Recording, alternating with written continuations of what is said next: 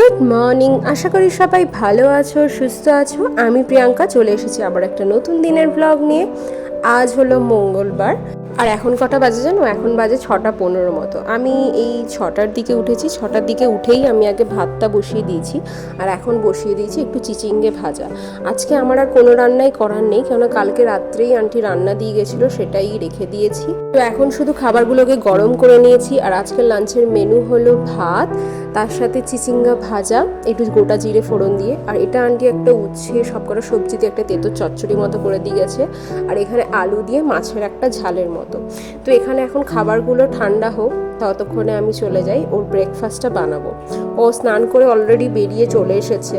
বেরিয়ে এসে ও এখন পুজোটা করছে। তো ও যতক্ষণে পুজো করছে ততক্ষণে আমার ব্রেকফাস্টটা বানানো হয়ে যাব। তো ব্রেকফাস্টে আজকে ও বললো নর্মাল ব্রেড বাটারই খাবে। আসলে আজকে ও অফিস বেরোবে 7:30টার সময়, মানে অ্যাকচুয়ালি ওদের আজকে সিনিয়র ম্যানেজমেন্ট আসবেন, সেই জন্য সবাইকে ওদেরকে 8:15-র মধ্যে অফিসে ঢুকতেই হবে। আর সেই জন্যই এত সকাল সকাল উঠে সব রান্না বান্না এত কিছু। তো এখানে আমার ব্রেকফাস্ট সব রেডি হয়ে গেছে। আজকে ওর ব্রেকফাস্টে আছে ব্রেড বাটার আর গ্রিন টি।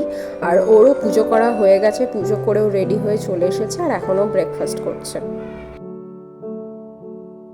তো ও 7:30টার সময় অফিস বেরিয়ে গেল। আর 7:30টার সময় এখানে এত রোদ উঠে যায়, মানে এখানে বরাবরই আমি দেখেছি যে প্রচুর সকাল সকাল এখানে রোদটা উঠে যায়। তো আমার অনেক দিনের একটা কাজ পেন্ডিং পড়ে রয়েছে, সেটা হচ্ছে যে আমি 2-2.5 মাস ধরে আমি ভাবছি, মানে হ্যাঁ মোটামুটি 2 মাসই হবে, আমি ভাবছি যে এই গাছগুলোর মাটিগুলোকে একটু খুঁড়ে দেব। কিন্তু সেটা আর আমার কোনো মতেই টাইম হচ্ছে না, কেননা সকালে উঠেই তো একটা হুলস্থুল কাণ্ড চলতে থাকে, সব কাজ রান্না বান্না ওইসব করে ও ব্রেকফাস্ট করে অফিস যায়। তারপরে আমার ঘরে আরও কিছু কাজ থাকে, তারপরে সেগুলো কাজ করে পরেই আমি অফিসের কাজ করতে বসে যাই। তো আজকে যেহেতু 7:30টার সময় চলে গেছে, এখন আমার হাতে অনেকটা টাইম আছে, কেননা আমার লগিং থাকে 10টা।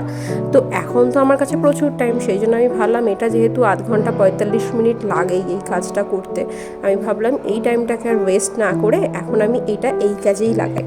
কেন গাছগুলোর মাটিগুলো খুঁড়ে দিলে না গাছগুলোর জন্য ভালো। তাই সকাল সকালই আমি এখন মাটি কোপানোর কাজে বসে গেছি। আমার কিন্তু এই গাছেদের এই কাজগুলো করতে আমার নিজের পার্সোনালি খুবই ভালো লাগে। আর সকাল সকাল যেন মনটাও যেন এই কাজগুলো যখন করি না, আমার মনটাও যেন খুব রিফ্রেশিং হয়ে যায়। তো এখানে আমার সব গাছের মাটি খোঁড়ানো অলমোস্ট কমপ্লিট। এবারে আমি গাছগুলোতে সবকটাতে জল ঢেলে দেবো। অনেকগুলো গাছ, তাই জন্যই সবকটা গাছকে এক সাইডে করে দিয়েছিলাম যাতে আমার করতে সুবিধা হয়। কিন্তু আমি জল ঢেলেছি কম, অ্যাকচুয়ালি গাছগুলোকে পুরো স্নান করিয়ে দিয়েছি আজকে, কেন যেহেতু প্রচুর গরম, তাই জন্য আমি ভাবলাম একদম, আর মাটিটাও খুঁড়িয়েছি, তো ভাবলাম গাছগুলোকে পুরো স্নান করে দিই। তো এখানে এই কাজটা কমপ্লিট। আর আমি আরেকটা কাজ করে রেখে দিলাম, এখানে বাটিতে একটু জল নিয়ে নিয়েছি, ব্যালকনিতে রেখে দিচ্ছি, কেন এখন তো প্রচুর গরম বেড়েছে আর পাখিদেরও অনেক কষ্ট হয়, তাই জন্য এখানে একটু জল রেখে দিচ্ছি যাতে পাখিদেরও একটু সুবিধা হয়, ওরাও এসে একটু জল খেতে পারে বা স্নান করতে পারে, সেই জন্যই এখানে জলটা রাখা। তো এখন আমার হাতে আছে প্রচুর সময়, কেন এখন সবে 8:20 মতো বাজে আর আমার সব কাজই শেষ। তো ওই জন্য আমি এখন ভাবছি একটু 1 ঘন্টা ঘুমিয়ে পড়বো, তারপরে উঠে আবার অফিসের কাজে বসবো। তো আমি ঘুমিয়ে পড়েছিলাম, আর ঘুমিয়েছি, বেশ একটা ভালোই ঘুম হলো। প্রথমে কিছুক্ষণ ফোন দেখছিলাম, কিন্তু তারপর ওই যে 20 মিনিট মতো ঘুমিয়েছি, ওইটা খুব ভালো ঘুমিয়েছি।